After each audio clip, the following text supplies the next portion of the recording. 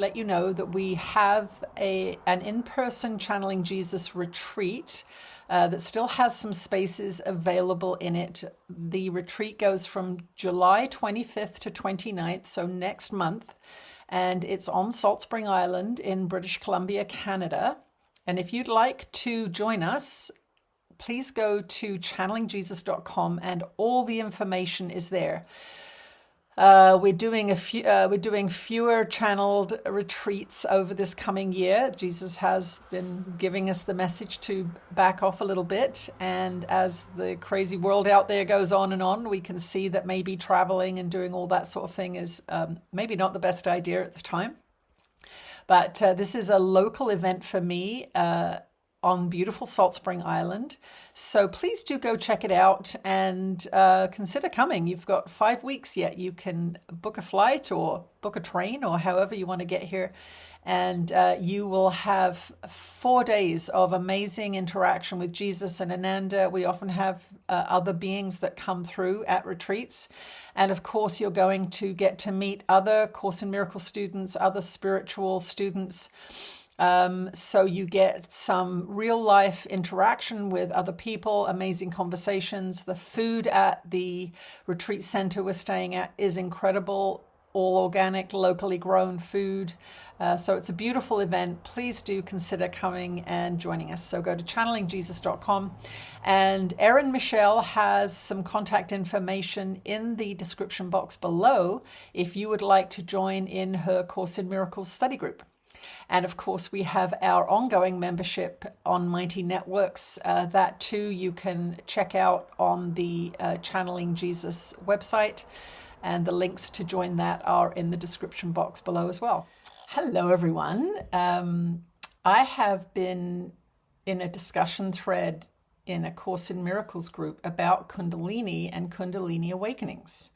And it seems to be causing a little bit of division. Now, the 3 months before, 3 weeks before I started channeling, I had what I consider a Kundalini awakening, which is a huge increase in energy, a very ecstatic experience. There seemed to be, when I had my Kundalini experience, masses of energy rising up my spine.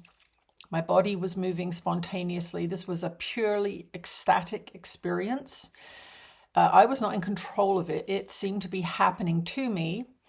It came on after a 6-month period of intense prayer, meditation, and forgiveness work based on A Course in Miracles. So from my point of view, this was precipitated by my intense focus on A Course in Miracles practice.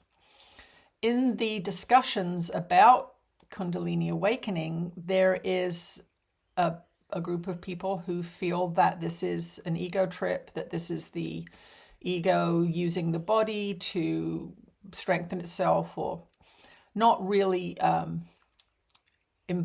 epitomizing A Course in Miracles teachings. So because I had this extreme experience and it precipitated my channeling and eventual channeling with Jesus and teaching about the Course, it definitely feels to me that it's in line, even though A Course in Miracles does not discuss specifically a Kundalini experience. It does talk about connecting with the voice for God and your guides and teachers, very specifically as the purpose of the Course to bring peace so that you can connect with your guides and teachers. So I thought I would ask Jesus to channel about this because I think it's a pertinent subject that a lot of people are going to be interested in. So let's see what he has to say about specifically my Kundalini experience, what Kundalini is, and how it relates to A Course in Miracles practice. I think this clarification would be very helpful for everyone. So let's see what he has to say.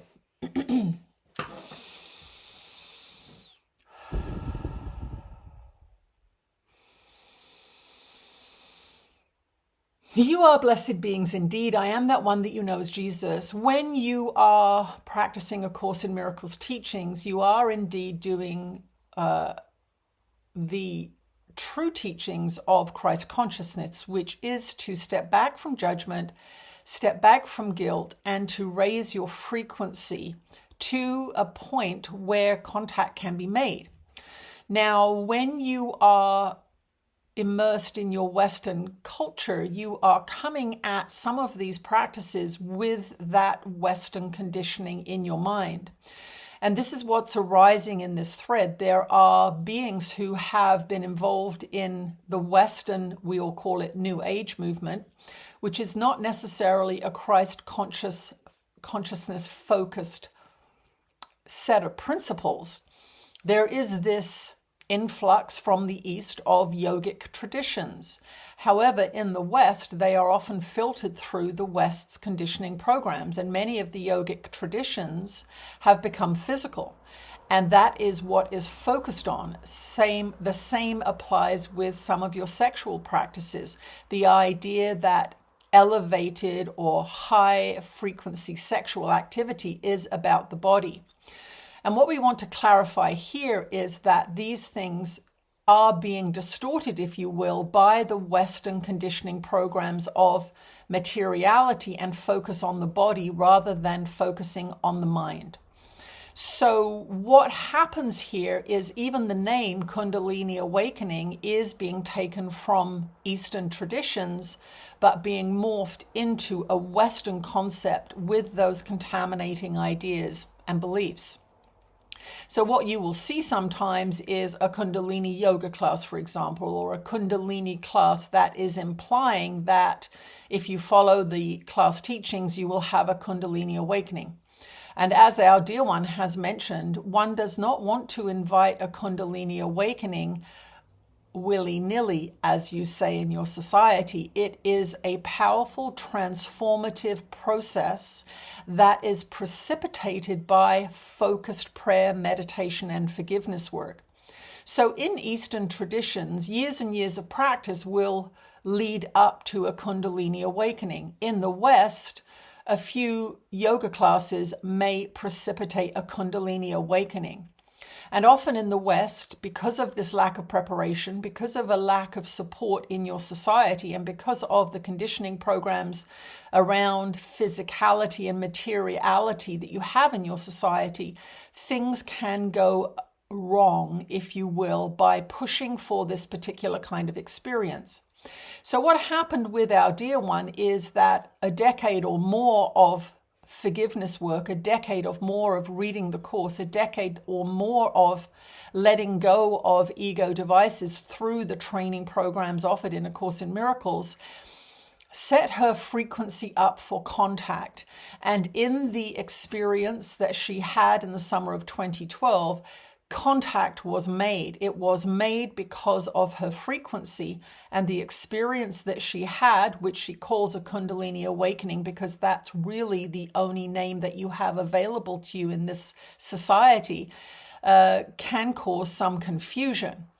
Kundalini has in fact been really associated with sexual practices. Now, what happens during an awakening such as our dear one went through is that she reached a frequency and an ego amelioration level, which means her ego had lessened enough for us to make contact. And what do we mean by us? Ananda, a group consciousness that was designated as her guides and teachers to assist in prepping for channeling Christ consciousness and Jesus teachings. So contact was made, and that is the experience that she had, called Kundalini, but again, the name is contaminated by your beliefs around it in your society. So what in fact happens is she reached a level of clarification where contact was deemed beneficial. Direct conscious contact was deemed beneficial. What happened then was that we then took a proactive role in further upgrading her nervous system, her electrical system, her consciousness.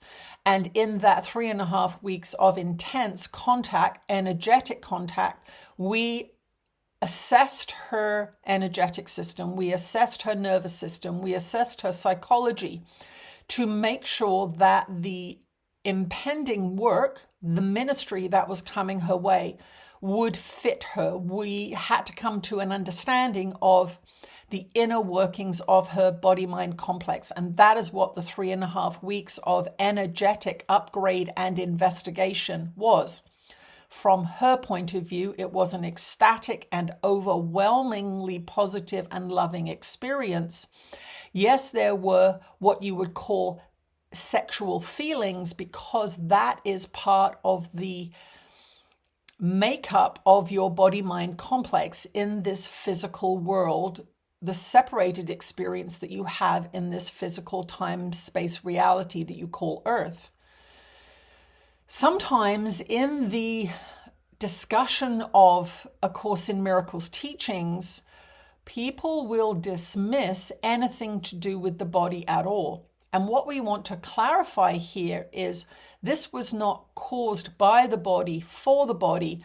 It was an experience. It was an experience that came through the body, but had nothing to do with the body. The body did not initiate it. It was the mind and the forgiveness practice that initiated the contact. So we want you to understand that your definition of Kundalini in Western society has been contaminated by your society and your belief in the body, your worship of the body, the belief that the body is the vehicle through which ecstatic experiences occur. What we want to clarify is that it is through the mind that these ecstatic experiences occur. It's through mind training, not body training. So we hope that this clarifies for the Course in Miracles students a little bit about what Kundalini is, how it's contaminated by Western nomenclature, how it's contaminated by your belief in the body. Our dear one had an amazing awakening, if you want to call it that. It was conscious contact with her guides and teachers, which is in fact one of the goals of A Course in Miracles training, for you to connect with the voice for God, for you to connect with your teacher. I am this being's teacher. I am your teacher. If you would like to connect with me, then study A Course in Miracles, do your forgiveness work, but do not get hung up on the word Kundalini. It is something taken from Eastern philosophies, because you do not have a word for it in your Western society. I am that one that you know as Jesus, and I will speak to you again soon. Okay. Makes sense? Thank you for listening, and please share. It might be helpful. Bye.